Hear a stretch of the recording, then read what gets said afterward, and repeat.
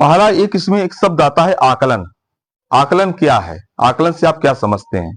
कोई भी हमारे एक शिक्षक साथी बताएं, आकलन क्या है? जो कुछ भी आप बता सके।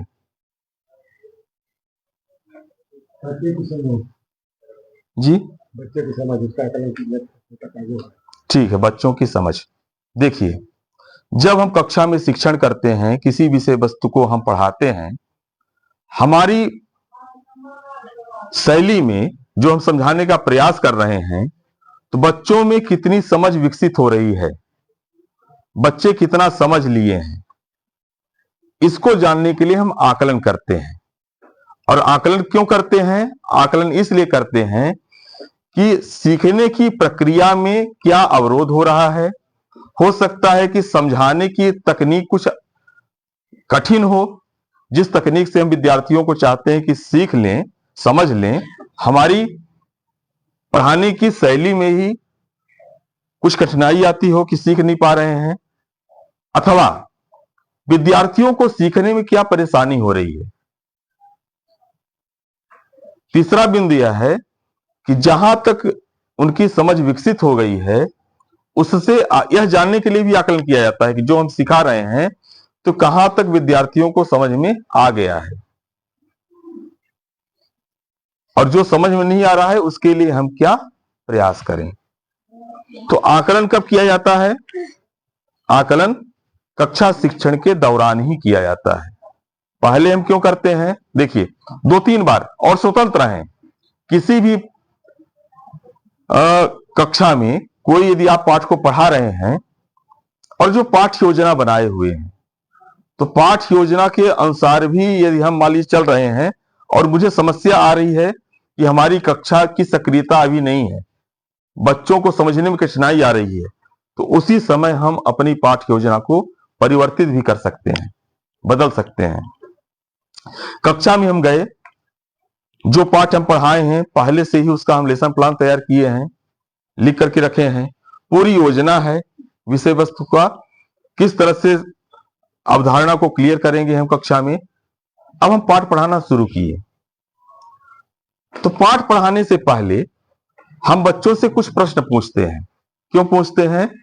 विषय वस्तु से जोड़ने के लिए, बच्चों में जिज्ञासा उत्पन्न करने के लिए, और उनके पूर्व विज्ञान को जानने के लिए, पूर्व विज्ञान से वर्तमान में उस दिवस में जो हम शिक्षण करने के लिए जा रहे हैं आगे बढ़ाने के लिए।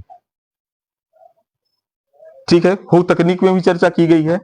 फूक तकनीक में है ना कि सबसे पहले हम क्या करते हैं, बच्चों से कुछ प्रश्न पूछते हैं, कोई कविता सुनाते हैं, कोई कहानी सुनाते हैं, पोस्टर दिखाते हैं, संवाद करते हैं। तो हमको कुछ प्रश्न पूछना चाहिए। प्रश्न इसलिए पूछना चाहिए, उससे हम अपनी कक्षा का आकलन करें कि हमारे बच्चों का स्तर क्या है।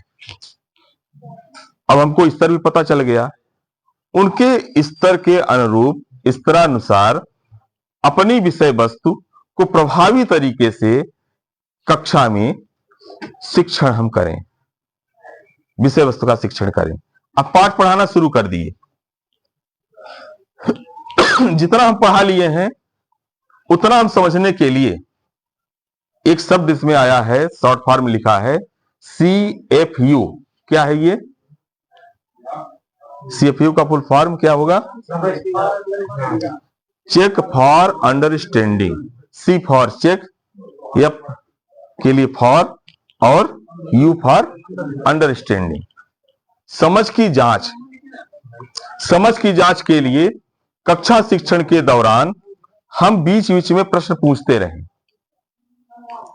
प्रश्न पूछते हैं तो इससे पता चलता है कि जो हमारा संप्रेषण है कक्षा में कितना प्रभावी है। बच्चे उत्तर बता पा रहे हैं तो ठीक है, नहीं बता पा रहे तो और दूसरी तरफ समझाने का प्रयास करेंगे। और ये बीच बीच में बिना उनको बताए आप करते रहिए, और उसके लिए आप कर सकते हैं कि हाँ या नहीं उत्तर देना है। यदि मैं कुछ पूछूं, यदि आप उससे सहमत हैं, बात सही है, तो संकेतों का प्रयोग भी कक्षा में करवा सकते हैं। थम्स अप, यदि आपको लगता है कि ये बात सही नहीं है, थम्स डाउन। ठीक है, सही है नहीं है इत्यादि।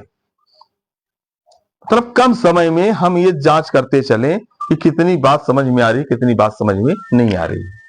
अब इससे निकल करके आता है कि अब हम किस कौशल, किस तकनीक, किस रणनीति का प्रयोग करें, कैसे पढ़ाएं कि प्रभावी तरीके से हमारे बच्चे सीख जाएं। पढ़ाने के बाद भी पुनः हम आकलन करते हैं, और आकलन क्षणिक भी हो सकता है, छोटे प्रश्न के रूप में भी हो सकता है और बड़े प्रश्न के रूप में भी हो सकता है। इसका उत्तर व्याख्यात्मक रूप से बच्चे प्रस्तुत करें, जैसा आपके पास समय हो, जैसी आपकी कक्षा हो, उसके अनुसार। अब इसमें यह तो हुआ आकलन के संबंध में बात। दो शब्द है, स्वयं और साथी का आकलन। छात्र द्वारा स्वयं का आकलन करना। छात्र स्वयं का आकलन कैसे कर सकता है? कोई आप में से बता सकते हैं? बात को बच्चा अपने आप में समझ ले कि हमने कितना समझा, या कि सेकंड छात्र छात्रा को ये जो आंसर दिया टीचर ने, उससे हमारा कितना स्तर कम है या ज्यादा है। बिल्कुल, स्वयं के आकलन के लिए चेकलिस्ट बना सकते हैं हम। छात्र अपनी चेकलिस्ट बना सकते हैं कि कितना मुझसे आता है, कितना नहीं आता है, और जितना आता है उसको लिखें और फिर चेक करें और चेकलिस्ट में टिक करें, और जब नहीं आता है तो उसको वहां पर छोड़ दें।